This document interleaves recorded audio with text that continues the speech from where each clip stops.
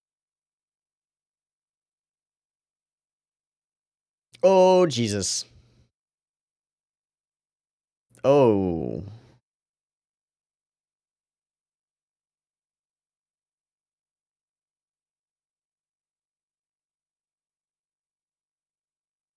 No. No. 2-2. No. 2-2. Fix this shit. Oh. Please stop.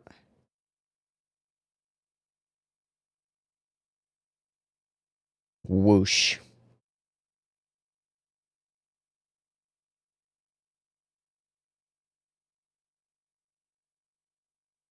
Instead of being in the back.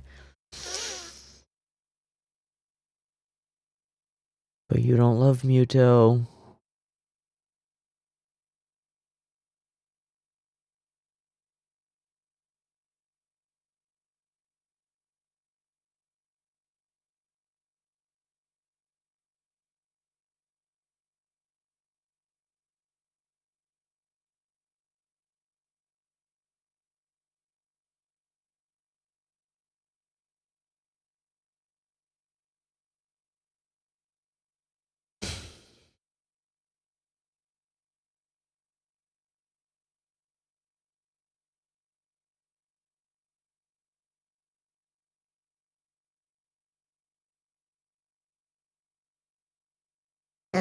Fuck you.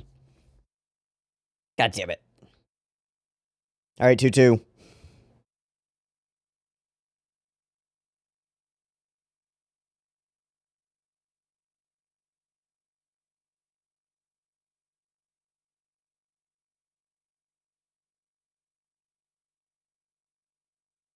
That's a real love. Nope.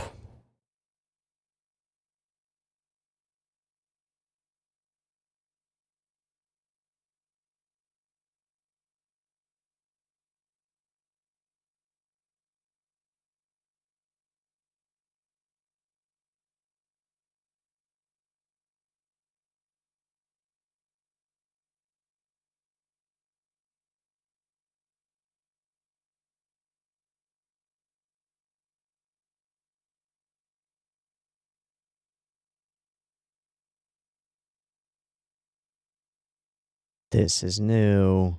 Whoa. He's fighting back too. Pride, baby, pride.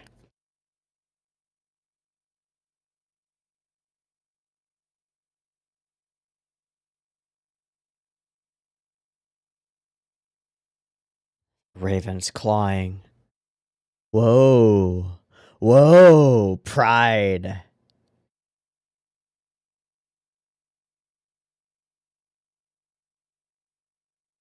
No, your perspective is just wrong, Prince of Ravens.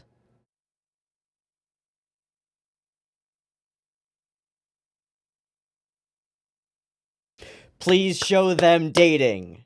Please show that shit. Oh, jeez. Oh, shit. Oh, fuck. Oh, God. Oh, no. You can do it, Herbia. You can do it.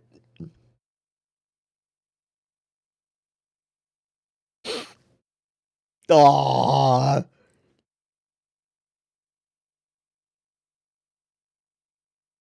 Twitch, twitch, twitch, twitch, twitch. Twitch, twitch, twitch, twitch.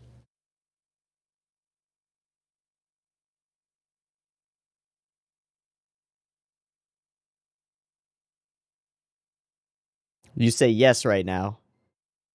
Aw, he was making a... Aw. Yay, we did it. It's so wholesome. Oh boy. Oh no. Oh god. Oh.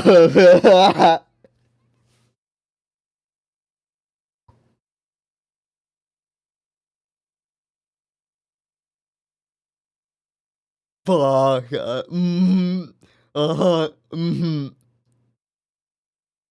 Oh boy. Ooh, not true.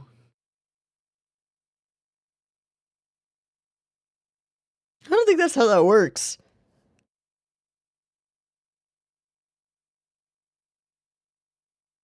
Yeah, I was waiting for that.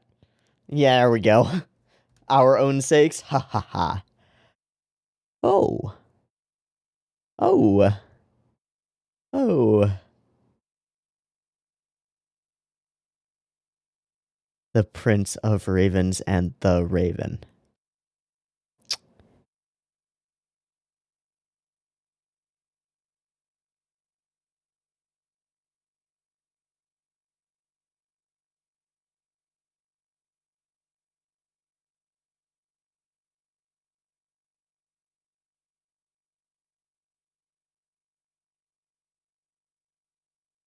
Drosselmeyer is getting real fucked. Like, he seems desperate, honestly. It's weird. We've talked about him altering parts of the stories as he sees fit when he wants to.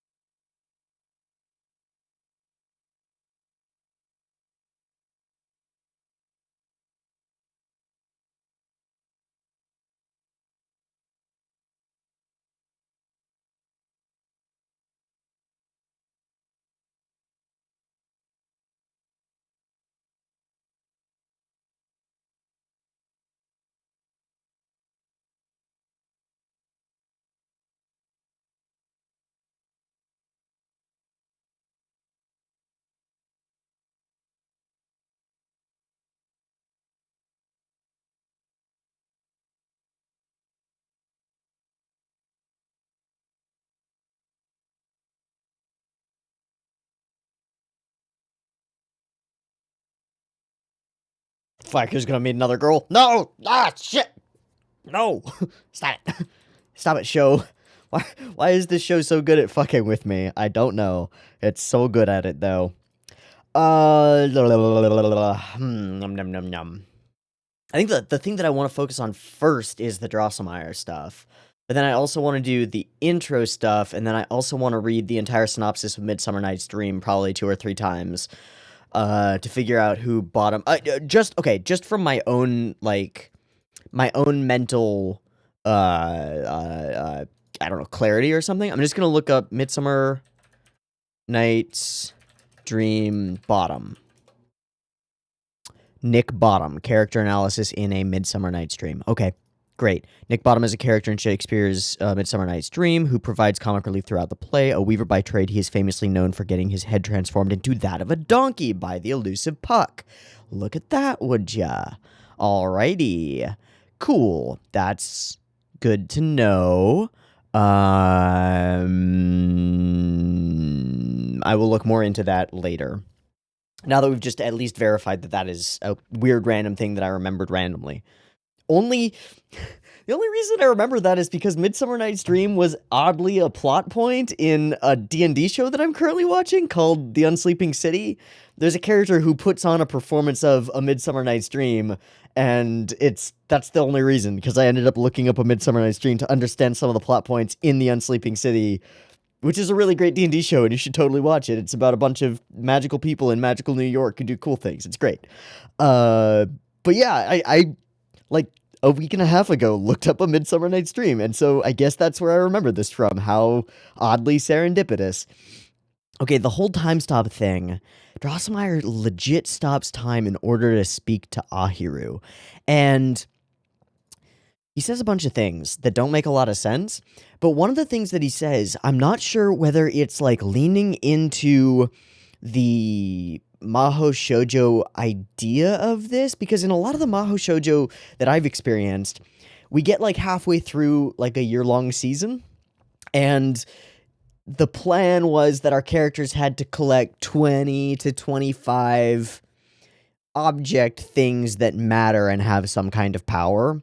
like little trinkets or little thingamajiggies or bibbity bobs or fluidly dupes or whatever they are. They're little MacGuffin things that our characters go and collect, and generally, like, they do a monster of the week, and each monster of the week they get one of the things, and then they put it into like a case thing, and that way all the little girls can go and buy a little case thing, and then buy all the little trinket things and put them in their little case thing and feel like they're a part of the magical girl show, right? Because marketing and merchandising. But also, like, one object per episode. And then, like, halfway through the entire year-long season, something will happen, and either they'll reset, or they'll introduce, like, oh, really, there were 22 to 25 more of those things that we also need to collect, and we need a different case thing to collect them in, because marketing and merchandising, right? But also because we need a MacGuffin for every episode for our Monster of the Week thing that will be ongoing, right? So usually, like, in the first half, you have to collect all the things, and that leads you into some final fight with, like, final bosses, but then the final boss escapes and, like, is fine, and you discover that the real final boss needs 25 of these other things that you need to go and collect, and so you go and collect those over 25 episodes, and then we get the finale, right? So I'm kind of wondering if we're just leaning into that when Drosselmeyer is like, you've collected all of the heart shards that were stuck in people, but that's not all the heart shards. There are more of them somewhere where it would be convenient for me to have them. For example, like, they're still restraining the raven or whatever, right? And so that leads us into dramatic storytelling and the thing that Fakir says a little bit later, which is like, well, then I guess that just means we're going to have to fight the raven. That's the way the story wants us to go, is like, if we're going to go and get all of Muto's heart shards back, then we're going to have to free the raven in the process, and we're going to have to be ready for the final fight. I just get this vibe from Drosselmeyer. And we've talked about this before, and I can't quite remember the context of when we talked about this, but we've talked about this at least once before, I think twice, that we've really went in depth on this idea that Drosselmeyer can just write shit in his book and have it become true. I think that it's a scene in one of the very early episodes where Dross is just writing shit out, and the way that he's saying what he's writing is like, I'm inventing this part of the story as I go. Yes, Princess Tutu will be unable to speak her love to her prince, otherwise she'll turn into motes of light. Blah, ha, ha, ha. That's true now, because he's like God, kind of, sort of, not really. But it seems like he's just like, y'all are getting real close to giving all those heart shards back. Better make sure that it's clear in the story that there are more of those, and you're still gonna need to do your role and be your person and stuff. So what I'm gonna do right now is I'm gonna go through all the Drosselmeyer lines, and we're gonna talk about them, and we're gonna see how that goes. Wow, just his opening line is so great. Now all of the shards of the prince's heart have returned to him, and Ahiru's like, "Whoa, really? That's awesome." So right now he's like, okay, that's correct. He's in deep despair, and he is suffering and feels terrible. It's great. Wahaha. Eh? But he doesn't have all of the shards. No, because he doesn't have all of the heart shards yet. And his eyes get even more evil, right? He's got this like, but you just said that they'd all returned. And then he completely rolls that back, right? The shards that were hidden inside chinks in other people's hearts have all been returned. All of the shards have been returned. Oh, so he's fine? No, because he doesn't have all the shards. But you just said he has all the shards. Oh, no. You've got all the shards that come from other people's hearts, but there are other shards. He's making this shit up. He's pulling this out of his ass completely, right? Am I crazy for thinking that Drosselmeyer is straight up just pulling this out of his ass to ensure that the story continues? Because that seems to be the vibe here. But those aren't all the shards. What? Yes, his heart has to keep the raven from moving after all. That is why it was shattered. And then she's like, well, okay, wait, can we get some clarification? He's like, oh, wait, I gotta go. Ha ha. Just, I can't clarify this any further. Yeah, bad things are happening. His heart is being dyed in raven's blood. Can I return it to normal? Toodaloo! Bye, nye. Fuck. Fuck. And then time unstops. Thanks, Drosselmeyer. Thanks a bunch. Okay, I'm gonna move along, because we're gonna have to investigate this Fakir and Ahiru stuff as well, but I'm gonna move along until there's other Drosselmeyer stuff right before the mid-roll. Who does the prince's heart belong to? Where is the prince's heart? That's a secret. I don't entirely believe that you have the answer to those questions, Drosselmeyer. I think you're just actually writing drafts out right now. I totally think that's what you're doing. Okay, and then there is a final Drosselmeyer bit at the end-ish. That's right, this was the story of the Prince and the Raven, wasn't it? Okay, again, as though he's rewriting the way things are going to play out now in order to, like, make things fit. He's like, oh, that's right, this was the story of the Prince and the Raven. The fight has been ongoing, like, this makes sense. I can bring this all together into part of a story. I can work with this. That's just the vibe that I get here. I don't know if it's legit, but that's the vibe that I get. Okay, we're gonna have to interrogate the interactions between Fakir and Ahiru pretty deeply because they're really interesting. Um, I'll say just like on the surface of it, the feeling that I got from that initial interaction here, once she comes back after the little freezy moment, is that both of them are trying to say things that are helpful and supportive of the other person, but neither of them has completely communicated their own role in their own story or like how they see themselves right now. And so neither of them really understand each other's vulnerabilities or that each other are vulnerable in this moment.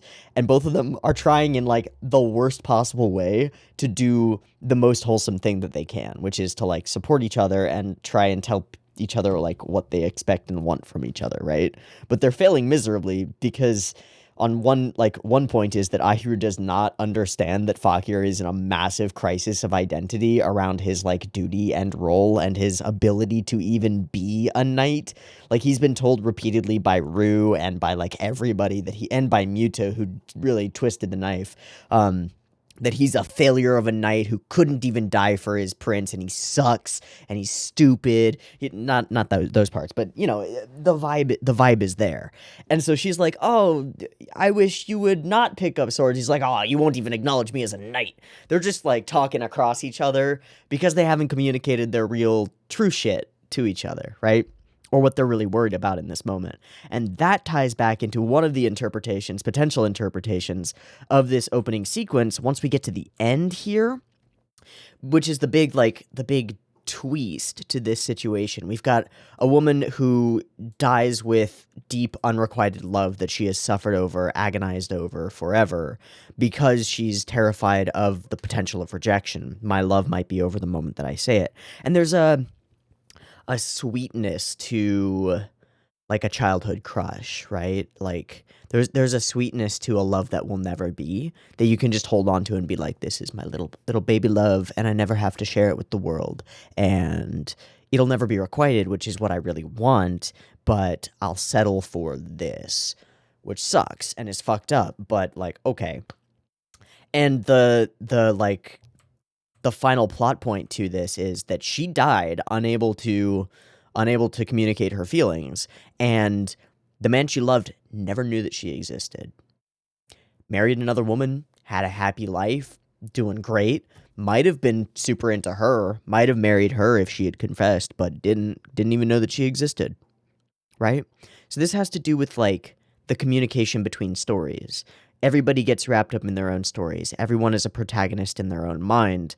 And if you don't tell your story to someone else, if you don't share any elements of your story, then they're just going to be wrapped up in their own story. His story is perfectly happy. He has no idea that he was like, his existence caused a woman to die suffering, right? He has no clue, would never have any idea, is in no way like culpable for that, right?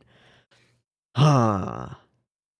And why are there swords piercing through the windows here? I don't understand that at all.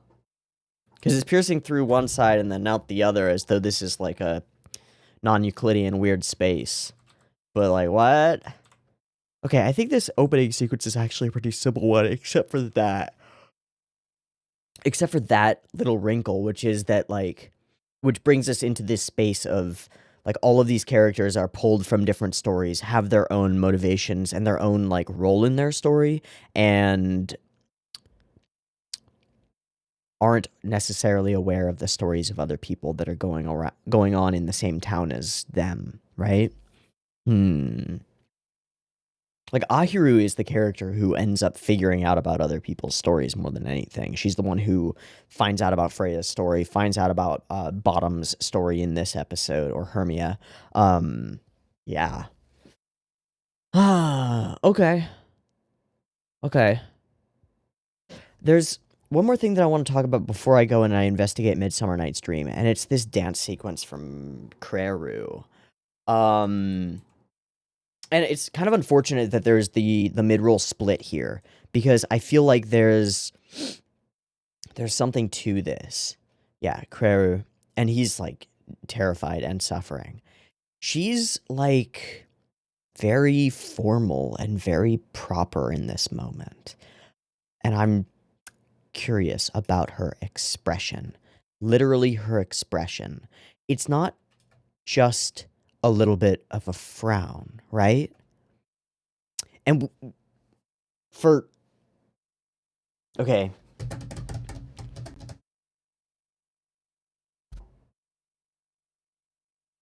see what I'm doing where like my lips are a little bit off kilter?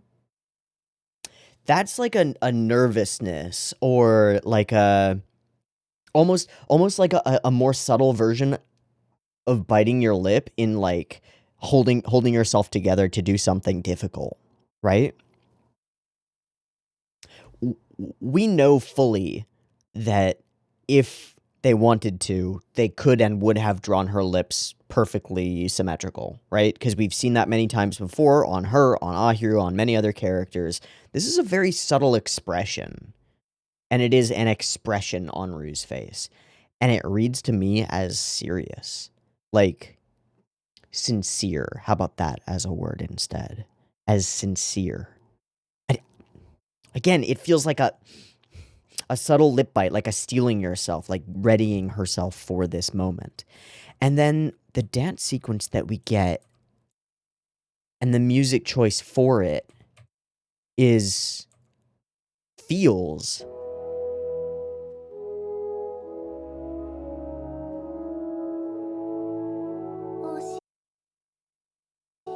like a desperate reaching out. Her voice is soft and comforting and serious. She is sincere here and just desperate to be recognized as the princess herself. I'll save you from your suffering. Come with me. Please, please. And he rejects her. I will never be the Prince of Crows.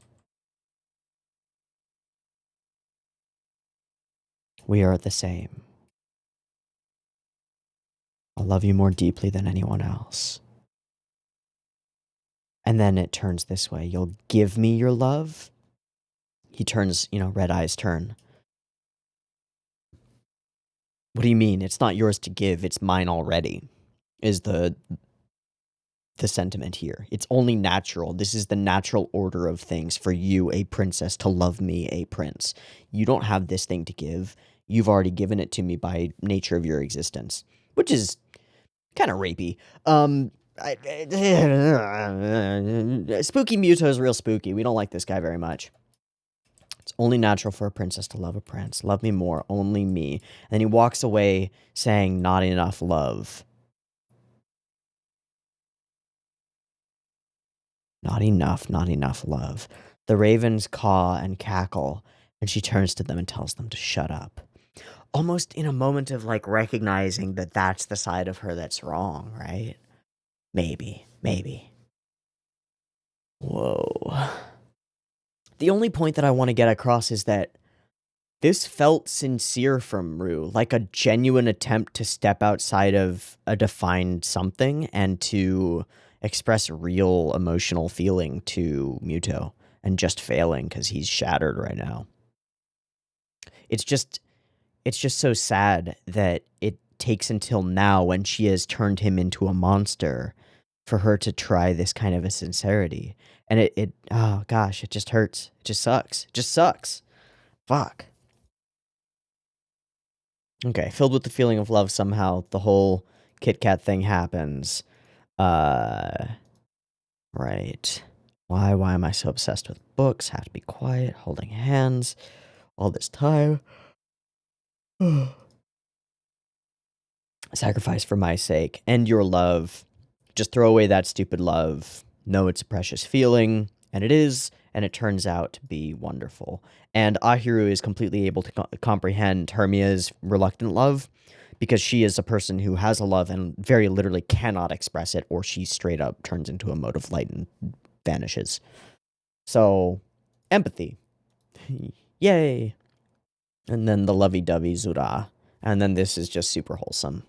And then this is just super cute. And then this is just super fucked. We have to capture a sacrifice for our own sakes too. No, lol, not for your sake. It's just for me. And also, wahaha, I'm gonna feed him a little meal. Waha, I'm actually still fighting him or something. I guess that's pride coming back. Wow, pride mixed with crow arrogance? Woohoo! That's a recipe for a fun little boy. Oh no. Oh no. Okay. Num num num num num num num num. Next thing I'm going to do is go read the synopsis for Midsummer Night's Dream, which I remember being a really complicated play, so I might not actually be able to grasp anything from this.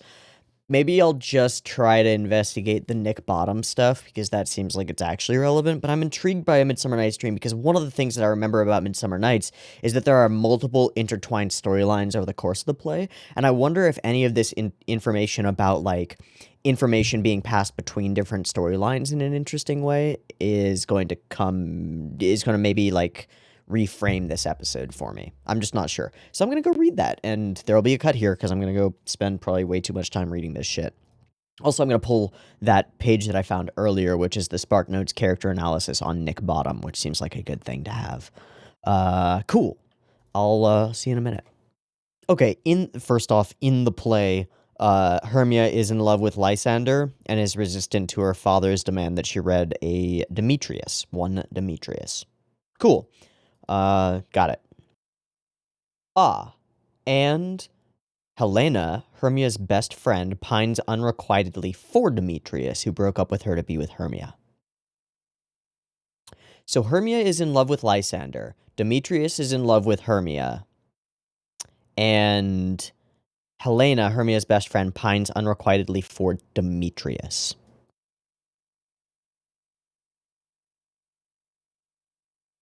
So one parallel we could make if we wanted to was Hermia is in love with Lysander. Muto becomes Demetrius.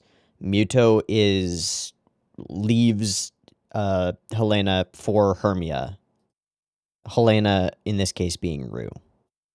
And Rue, Helena, pines unrequitedly for Demetrius Muto. If we wanted to. Probably not. Then we get to the Nick Bottom stuff. This whole paragraph is just about Nick Bottom and a bunch of his friends try to put on a play. Cool. And Nick Bottom seems to be a kind of a dingus. He's kind of a doofus, is what I get here. Some stuff about changelings. Oh god, and then eventually Lysander falls immediately in love with Helena. Helena runs away with Lysander following her. What the fuck? And then eventually somehow he gets turned into a donkey? Let me find that part. Oh, there we go. No, that's Lysander. Hold on. Different thing. They're going to perform their play. They rehearse. Puck transforms Bottom into a donkey. Titania falls in love with Bottom the donkey, who is a doofus.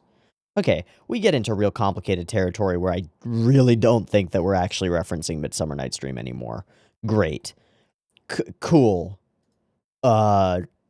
Let me attempt to synthesize that in my brain space. When you hold on to your feelings without sharing them with others, you maintain complete control over those feelings. This is another way of talking about the opening lines and what we've already said about like holding on to that unrequited love because it's, I guess, pure is a word we could use. Because to reveal it would be to make it vulnerable. But another way to look at it is that, like, by holding on to those feelings, by not admitting them, by not sharing them with others, you prevent others from being able to change them. Like, in Hermia's case, we'll just use Hermia as the example. Hermia's unrequited love for Lysander is safe for her, right? It can never be dashed unless he were to come to her unbidden and say, I don't like you, right? Like, that'll never happen. It'll never be dashed, but it'll also never be fulfilled. And she will never have found out that Lysander was actually as interested in her as she was in him.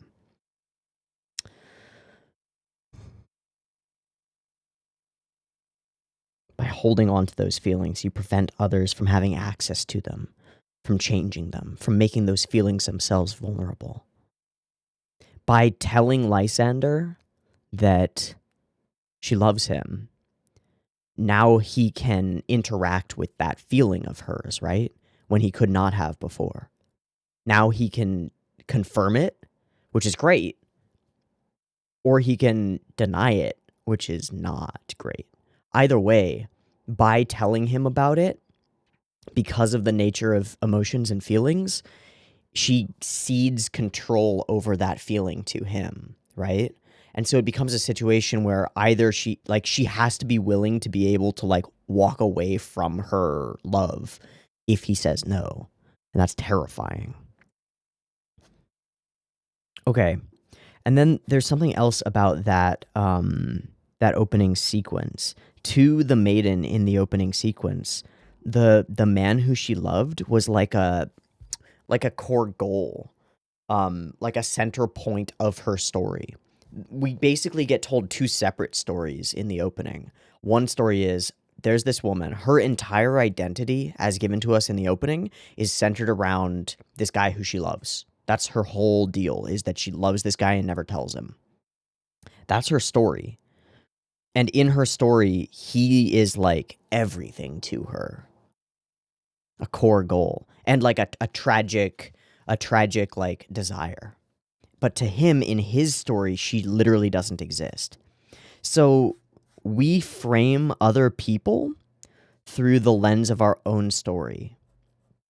If we love them, they're our love interest in our story, right? And they matter to us, though we may not matter to them at all. Those people who get in our way or prevent us from achieving our goals are our villains, right?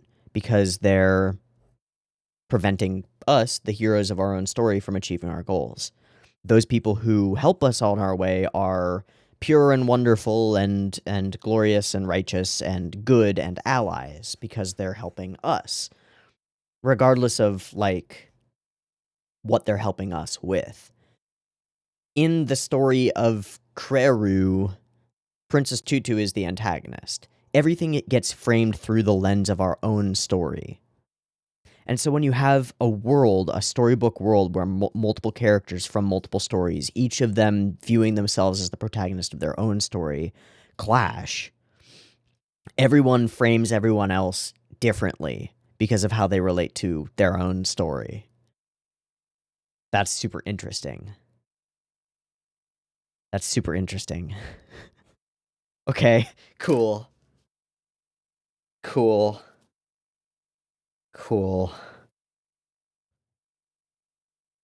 Then what is Drosselmeyer?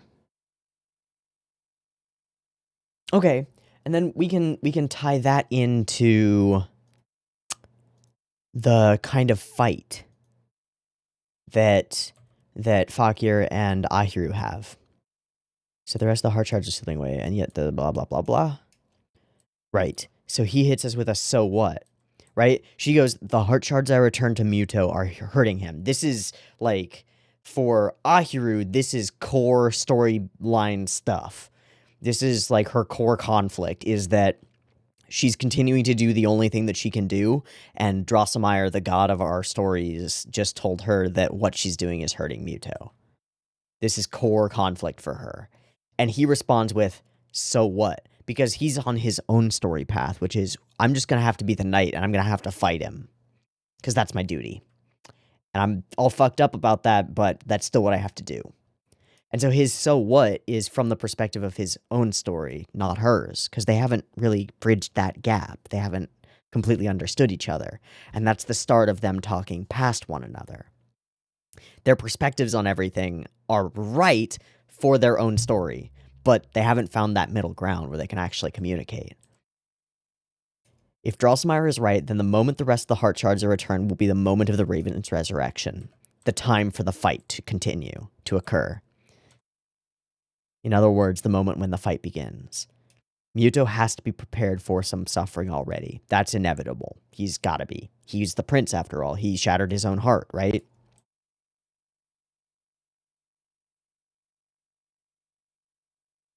If you aren't prepared to handle that too, you should just stop being Princess Tutu. An impossibility for her in her story, right? No chance. But he doesn't really understand the reasons that she's doing that, right? You should stop being Princess Tutu. I'll protect Muto with my sword. And she hits him with, I don't really want you brandishing a sword. It doesn't seem good for you, man. But now she's, in his perspective, directly attacking his identity as a knight, which is already, on a teeter-totter. It's already on the edge. His identity as a knight is already failed. So you don't acknowledge me as a knight. Well, no, I mean, you've been doing research in books and stuff, and I think that's great. You could be like a knight of books. That would be really cool. This is like the most wholesome and like cute thing. She's saying like, I accept you trying to help in whatever way you're trying to help. I'd rather you didn't do it with a sword, not because I don't respect your ability to be a knight, but because I'd rather you help out with this information stuff. You're good at it, and I really appreciate it. But that doesn't get conveyed. What gets conveyed is, you're a shitty knight, so be a book knight.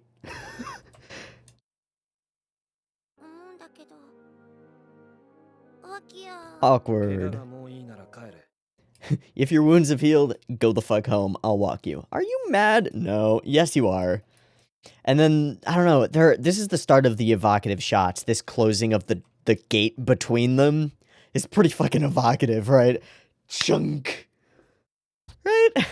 Like, if you take the classic meaning of a threshold, right? If you take a shot of a character's feet stepping over a threshold, or reluctant to step over a threshold, and then you apply it to this, we've got two characters on either side of a literal fucking gate that closes between them. Bada boom. It means something. Alright, Janet. Yeah, and then he's off in his own shit, a knight who can't even protect a goddamn princess. She got injured on my account dealing with that ghost knight shit. It was my fault. I can't even protect a fucking princess. I'm the worst knight. Because that's his perspective and the storyline that he's on. Ugh. Will the story stay exactly the same? Yeah. Fakir was acting strange, getting mad, and then suddenly getting depressed. It's almost like I said something without understanding the context of it. Okay, so they hop in to prevent that, and then they're really just doing their shit. And then they introduce the idea of bottom. Word is she knows the feelings of people in love. Interesting.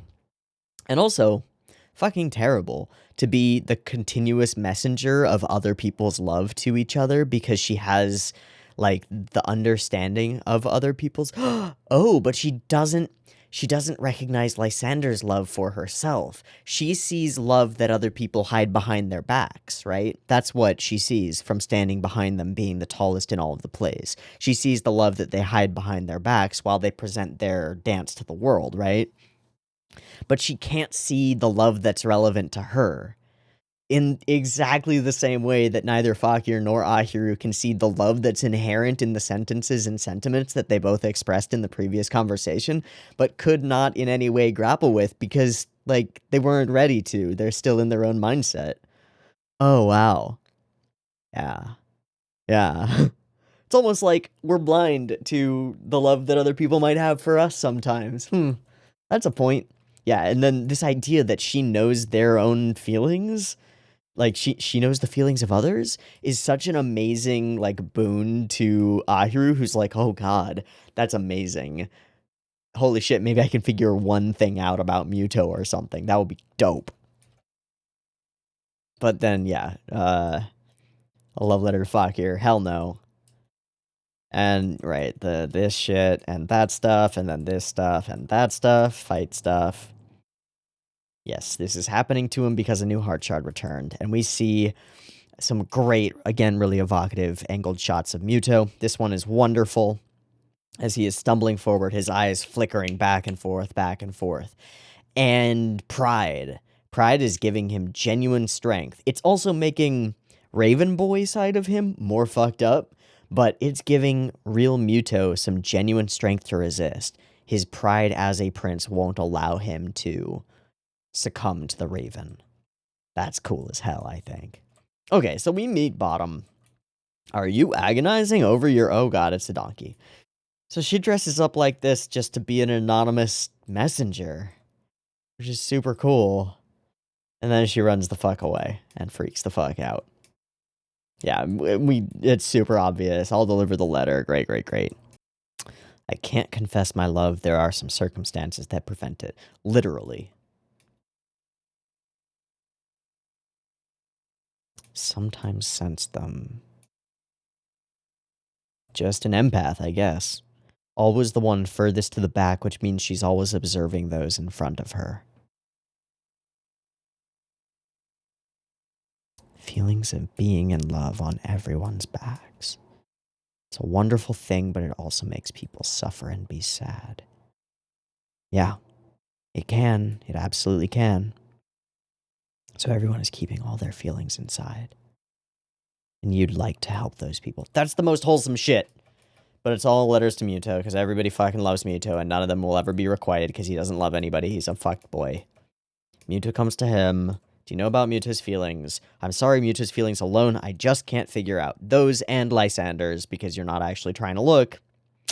But, yeah, you can't figure out Muto's feelings because he's two people, and they're contradictory, and so it's all a confused mess inside there, I would think. I like Lysander. Right. Cool. We get this sequence. Gotta get more heart shards back. Gotta get more heart shards back. And she is like, gosh, again, it's like desperation. It's legit.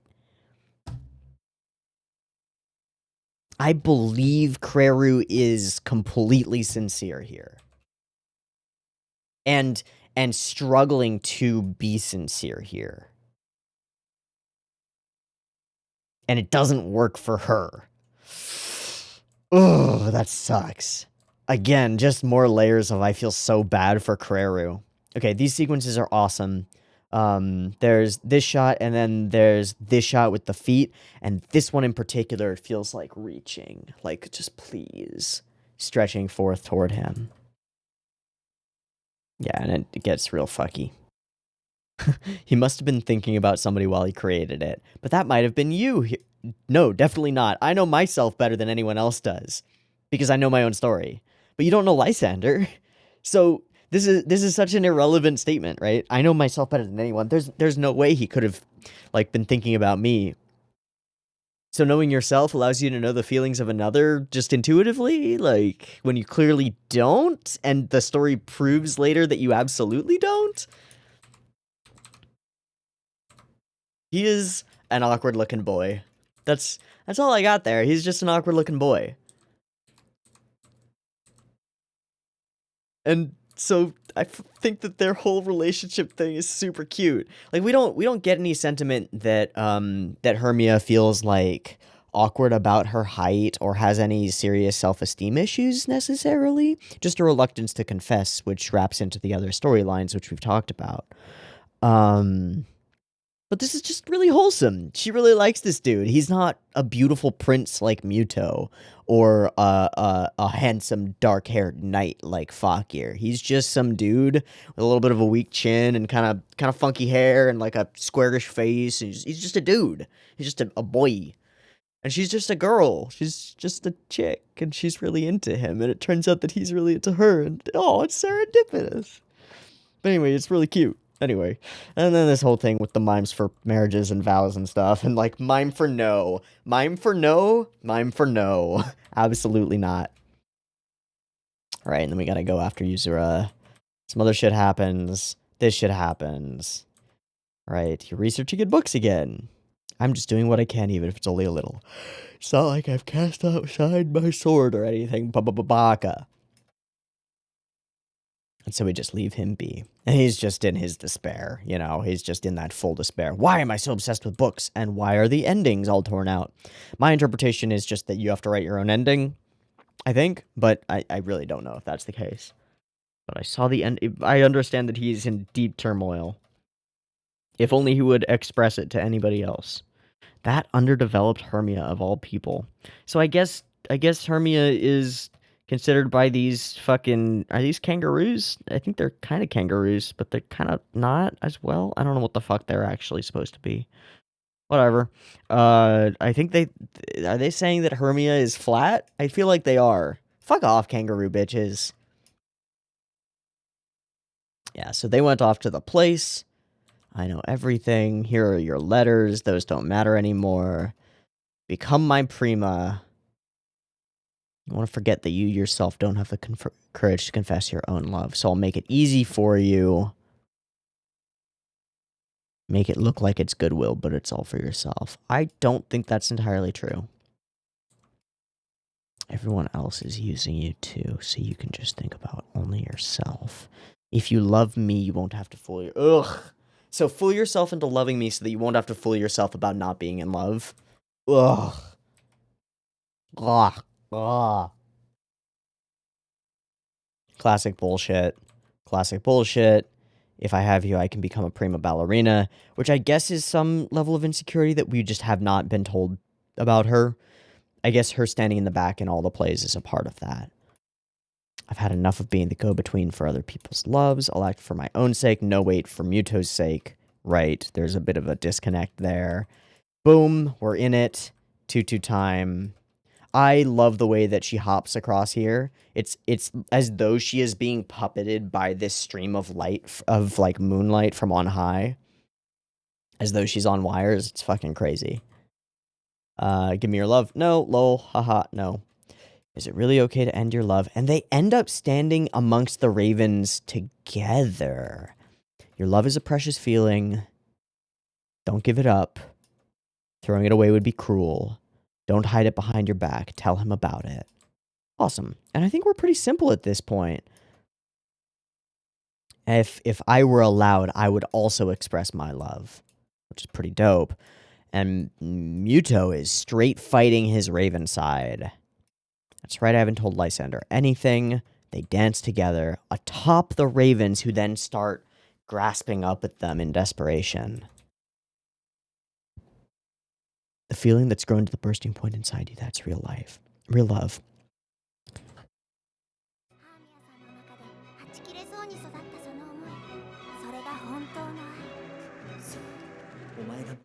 So it is Muto who says this. What you're seeking is false love. A love that he could not take pride in.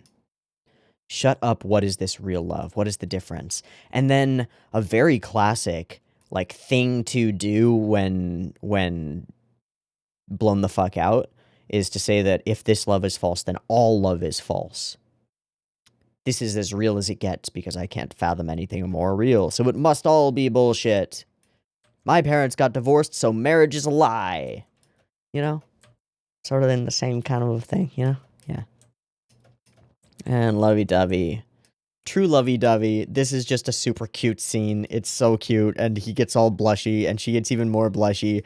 And then there's a fucking gigantic sculpture of her as, I assume, as Titania is what this is. Because she has the giant butterfly wings. So... And it's in the pose that she was posing in with Ahiru, which is so cute. And they end up together just talking about sculpture and stuff, which is dope. And then there's this. And it gets real awkward. Don't waste time doing stupid stuff, idiot. Which is exactly what she thought he would say. I knew it. I knew it. And then over here in the real love area. Oh, God. Ryu tries again. Yes, for our own sakes, too. Lol, not for your sake. It's just for me. Fuck you. Get blown the fuck out. Get dunked on. Get dunked on, Kreru. Nobody likes you. I like you, Kreru. You can be a good person if you try. I really feel so bad for Kreru. She's just getting shafted continuously. Ugh. Wow. There's a lot in this episode. There's always a lot in these Tutu episodes. I feel fucking emotionally drained. I really do. I feel emotionally just wowzers. I don't even know that I made any real legitimate points in the last hour of talking. Let me go look up staff really quick. And then Princess Tutu.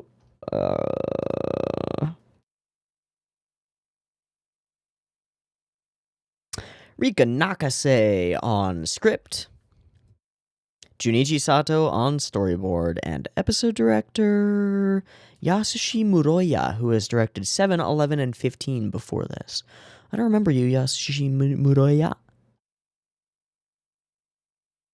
Random episode of Symphogear, a bunch of random episode direction. Okay, I remember you, Muroya. Bunch of random episode direction on random shows. One of the final episodes of Flip Flappers.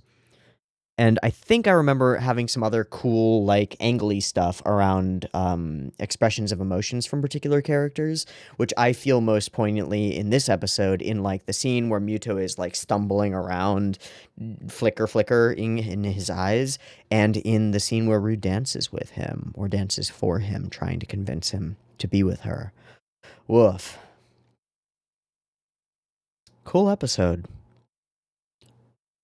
I feel empty inside. Great. Wonderful. I'm gonna call it there. I've been Teeaboo. This has been Princess Tutu, episode 19. I hope you've enjoyed it as much as I have. Hope to catch you next week for the next one. And if you want next week's reaction a little bit early, it'll be available on the Patreon place, which is in the description. Check that out. I'll see you next time. Peace.